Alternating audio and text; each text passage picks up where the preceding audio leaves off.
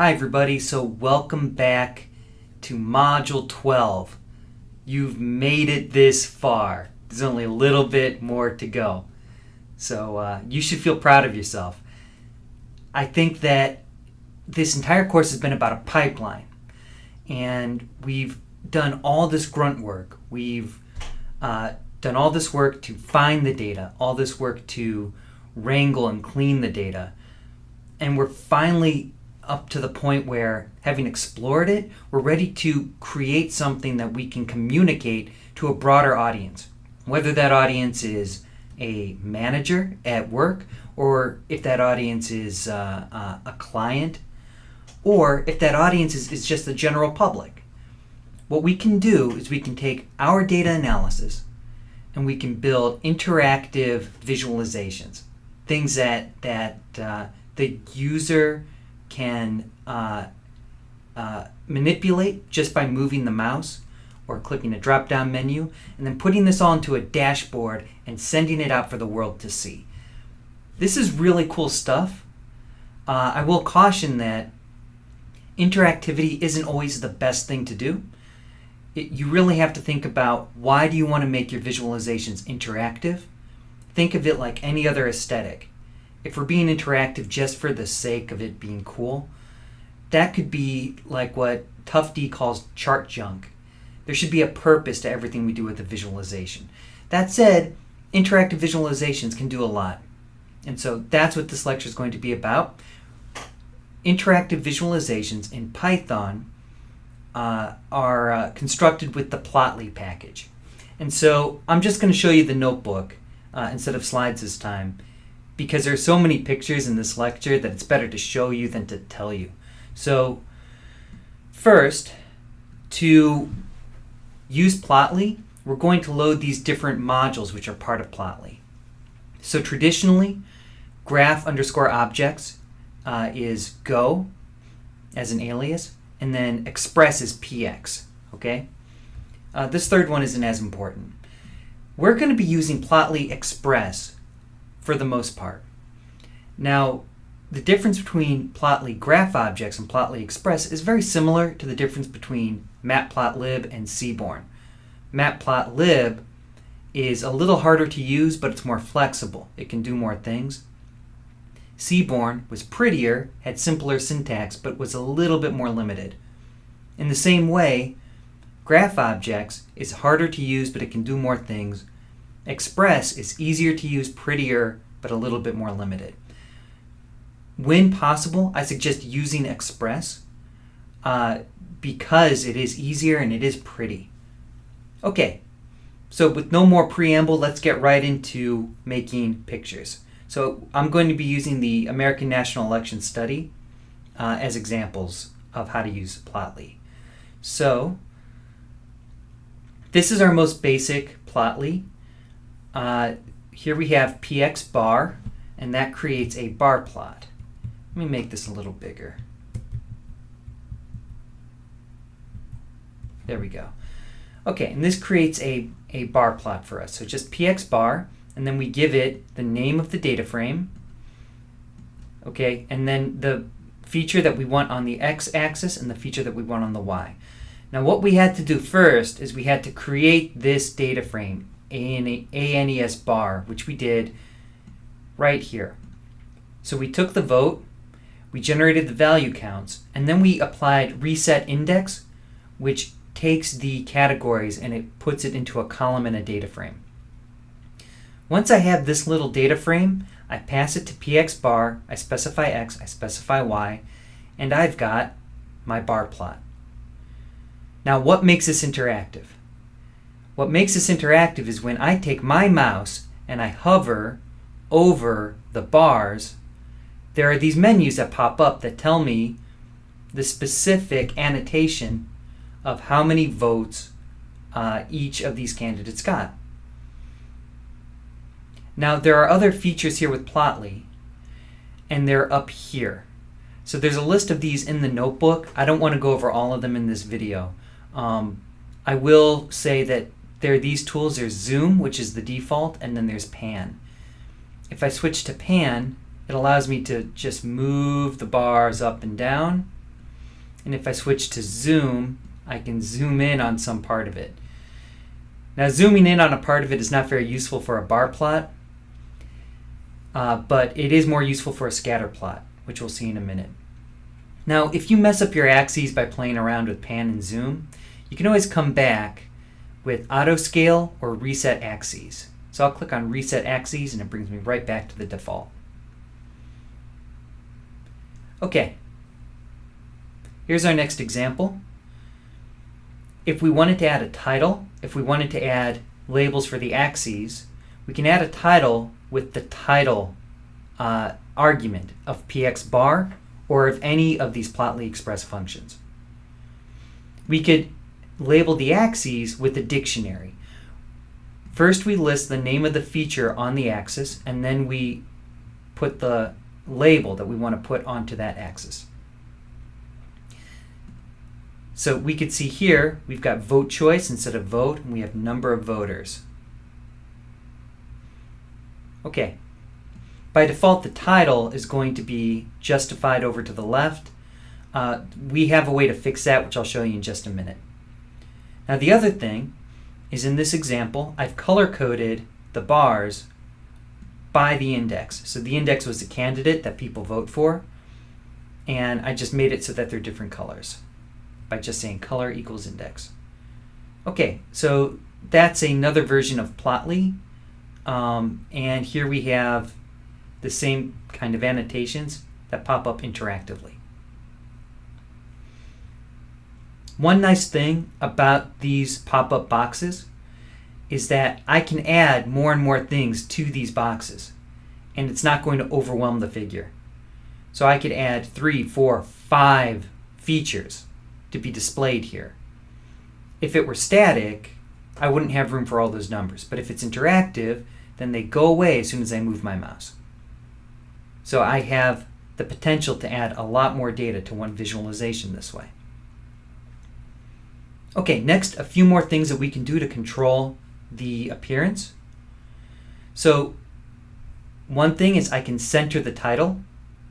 The way I center the title is by using the update method. Now, in order to do this, first we have to set the function equal to a Python variable. I'm just going to use the name fig. And then in order to actually display it at the end, I have to write fig.show. What that buys me, what that enables me to do, is to write fig.update layout and fig.update. So it's fig.update here with layout. Title is moved over by half. That centers my title. Now notice I no longer have a legend. I decided not to have a legend because it was redundant. Like, it's pretty clear what the colors mean here, so I didn't want the legend turned on. So I turned off the legend by writing show legend false here in update layout. Okay, so that's another way to control the appearance. Okay, for our next example, we're going to group the bars. So grouping bars means that in addition to having bars for each individual category, we're going to have bars that are side by side to represent a grouping variable. In this case, I've got my pandas code here to generate a new small data frame. And then at the end of that, I end up with the candidate that people say they're going to vote for, the number of votes total in the data for each candidate, the average feeling thermometer for Biden and for Trump, and then just the overall vote percent. So this 1288 is 40.7% of all votes. Okay? So I'm going to start with this small data frame. And then I can do some other things for interactivity. So if we take a look at this code, the only thing that's different is this line. I'm adding hover data, and I'm giving it a list of votes and the feeling thermometer for Biden and the feeling thermometer for Trump. When I add this, it's going to add more things to those boxes that pop up when I hover my mouse over the bar. And so here we have the same figure again, except this time, now you can see FT Biden, FT Trump, and they're all right here. Okay? So, hover data is really, really cool. I use it a lot. To me, it's the primary reason why we should be using Plotly. Okay, to generate a horizontal bar plot, all we do is we switch what's on X and what's on Y. We don't have to write orientation horizontal or anything like that. We just say, okay, before the vote was on X, now the vote's on Y. And before percent was on Y, now percent is on X. And it just is the same exact bar plot, but flipped 90 degrees. Okay? So that's all we need to do, is switch X and Y for horizontal. I'll skip this one for a second and go straight here. So here we have a data frame in which I'm grouping by more than one column. I'm grouping by vote and by party affiliation. So instead of just Trump, Biden, won't vote, vote for someone else, it's going to be all combinations of Democrats and Trump, Democrats and Biden, Democrats and won't vote, Democrats and someone else. For each one of these, I am counting the number of votes, I'm getting the average thermometer scores, and I'm annotating. You can look at the notebook to see where these percents come from. They come from crosstabs. Just for the sake of time, I want to focus on how do we group the bars now. So I can have the exact same code that I had before, except with two differences. Instead of specifying the color to follow the candidate, I'm going to specify the color to follow the party affiliation, even while X is still following the candidate. All right, so X is who they're going to vote for. The color now represents their party ID. This part down here specifies how I'm going to group it. So when I write bar mode equal group, it's going to put these bars side by side in a cluster for each of the candidates. And it looks like this. So here we have Democrats, Republicans, and Independents in terms of voting for Trump, Democrats, Republicans, and Independents in terms of voting for Biden. It's no surprise, Republicans are mostly Trump, Democrats are mostly Biden. Okay, one other thing. These annotations here, these numbers that appear, in the data, I created these percents. You can see how I did that. But now that I have it, and it's just text, all I need to do to annotate these bars is to write text and equal to that feature, column text, which I created above. So the hard part is creating it, putting it in the data frame. Once it's in the data frame, just text equal that feature, and boom, it appears. It's a lot easier than what we had to go through for Seaborn or Matplotlib to annotate those bars.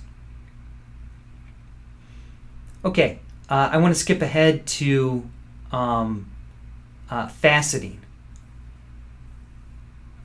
So faceting is when we have a grid of plots that represent categories for the same or different categories for the same categorical feature. And these plots can be side by side in order for us to compare them more easily.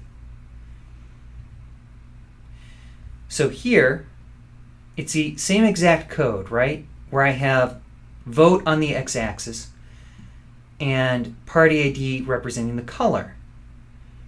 The difference is, whereas before I had the group method, or it was bar mode stack or bar mode group. Instead of bar mode group, I'm going to replace this part with facet column party ID. That's all I have to write. Facet column party ID, and then I end up with 3 graphs side by side like this. Okay. If I do facet column and facet column wrap, that's going to create a 2-dimensional grid. So it will put all these graphs into different columns, but it'll be limited at 2. As soon as it hits 2, it'll go down to the next row. So I swapped this. So I facet by candidate instead. There are 4 different vote choices, so there are 4 different graphs here. Because I'm doing facet column wrap 2, it's going to give me 2 plots and then go down to the next row, 2 more plots. And so I end up with a 2x2 grid just like this. Okay, there are different kinds of plots other than bar plots. So we have scatter plots. Scatter plots have nearly identical syntax to bar plots. We use px scatter instead of px bar. Other than that, the labels for the axes are exactly the same. Hover data is exactly the same. Title is exactly the same. The way we would center the title is exactly the same. Also the same is what goes on X, what goes on Y. It's pretty straightforward. We can also control the size of these figures by writing height equals 600, width equals 600, and you can just move those numbers around until it has the right dimensions, whatever looks good to you. This is what a scatter plot looks like in Plotly. Now, because I did hover data, when the mouse hits a point, it shows you the value for X, the value for Y, and it also shows you the values for the hover data. So this is a person who rated Biden 20, Trump 48, who is a male Republican from New York. This is really cool because it allows you to really look into the outliers. So we have one person in this selection of the data who rates both Trump and Biden both over 60. And it's this guy. He's a male from California. He identifies as a Democrat. He rated Biden 65 and Trump a 78. So that's really cool, right? We have a scatter plot. We've got some points way off by themselves, and we can see what's up with that person. Here's another pretty odd one. This is a man from Florida who rated Biden really high and Trump 50. Like, he doesn't hate Trump, but he loves Biden. There just aren't that many people like that. There are a lot of people who love Biden and hate Trump. There are a lot of people who love Trump and hate Biden. There just aren't that many people who think they're both fine. I think that's interesting. A few other things about scatter plots. We can color code it. So this is a scatter plot that color codes Democrat, Republican, and Independent. And all I have to do to color code it is add color equal party ID. And it gives me this color coding.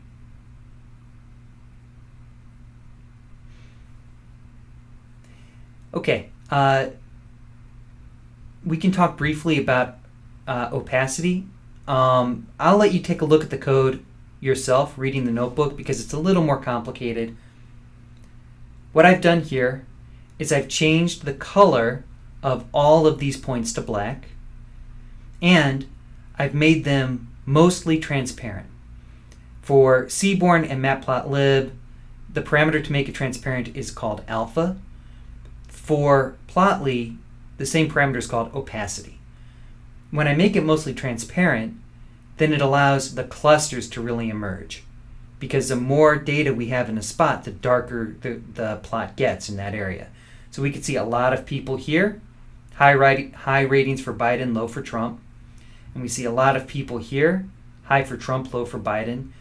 We see a big spot right here of people who said 50-50.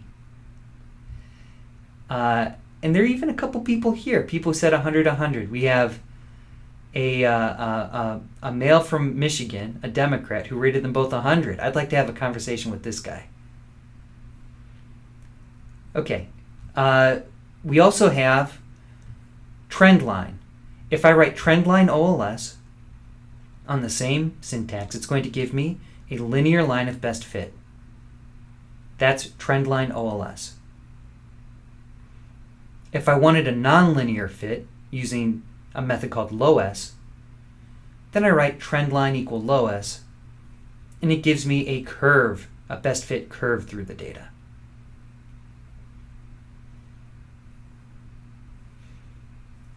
We can use faceting with scatter plots the same way we can with bar plots. All we have to do is write facet column and specify the categorical feature that we're going to facet by. Okay, line plots. So I create some data here using pandas, and I create a data frame with one row for every age group.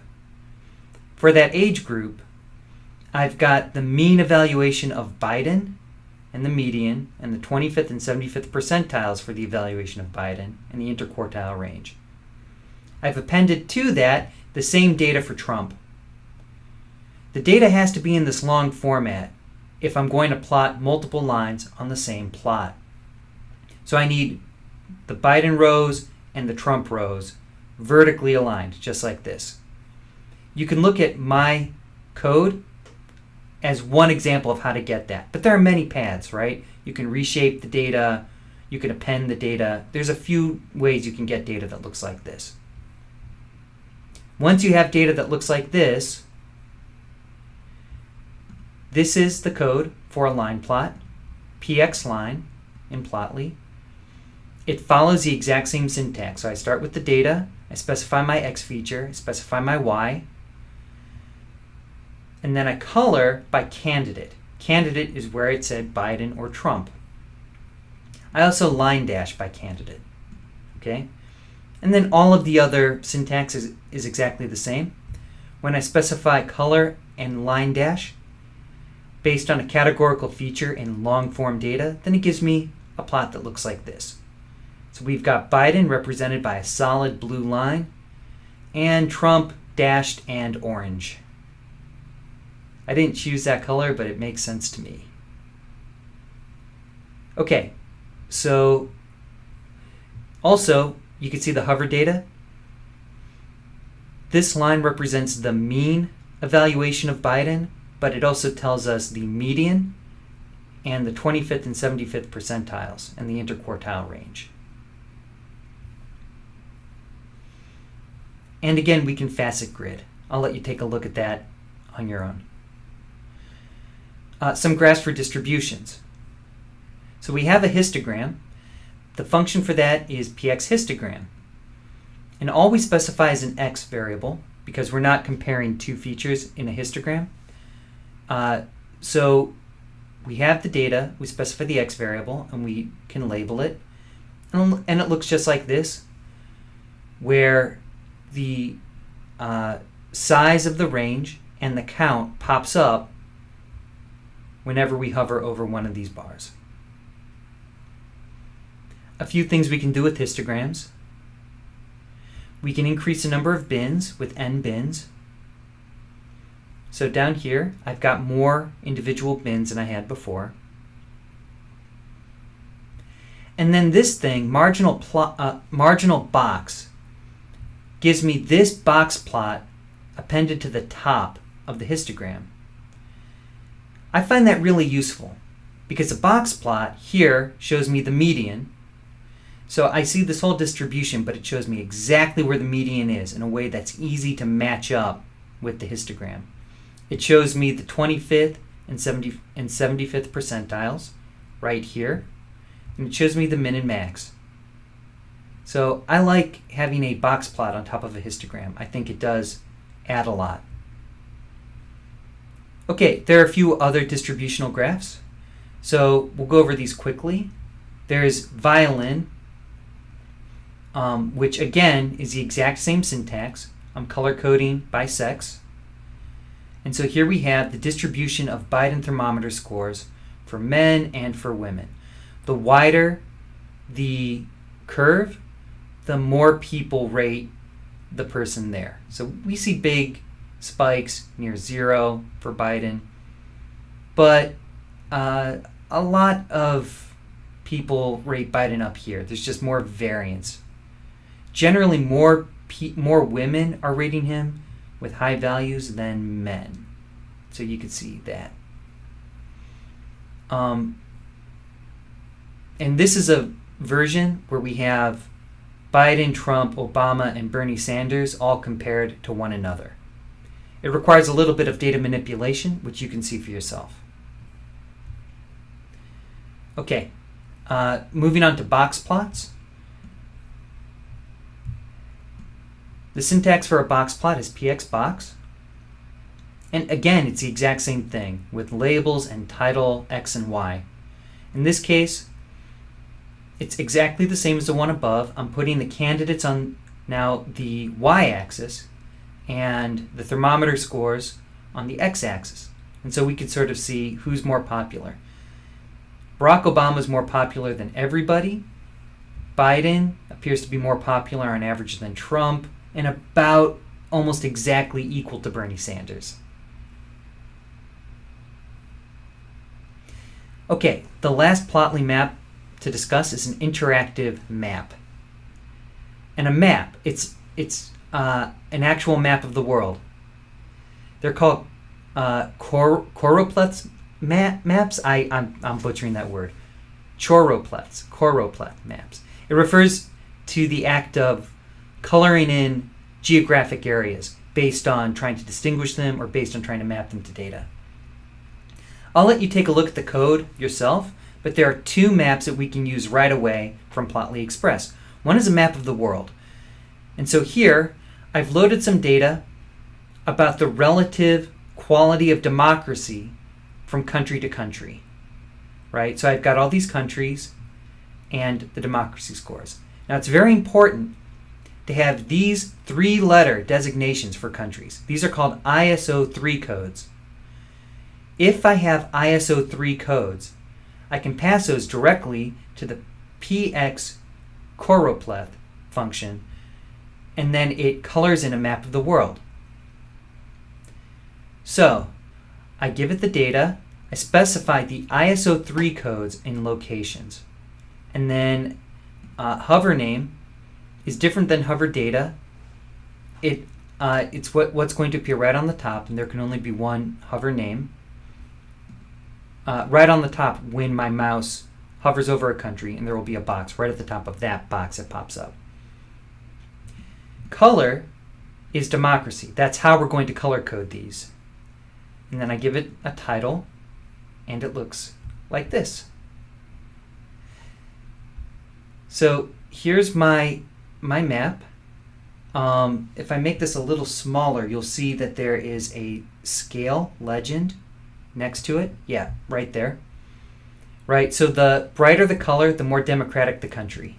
And when I hover over the country, it tells me the name of the country and the democracy score. So that's how to get a map. Now there's also a US state map. For US state maps, what you have to give it are the 2-letter postal code abbreviation. Right, so for Virginia, it's VA. You have to have these 2-letter abbreviations in order for it to map to this graph. And so what I'm mapping here is how many people in the ANES are from each state. The brighter the color, the more people we have in the data from that state. So we have the most people from California at 279, followed by Florida at 261. Okay? In order to use a map of the US states, we give it, under locations, the 2-letter abbreviations, but we also have to write location mode equal USA states and scope equal USA for this to work. If we do, then we end up with this really cool interactive map.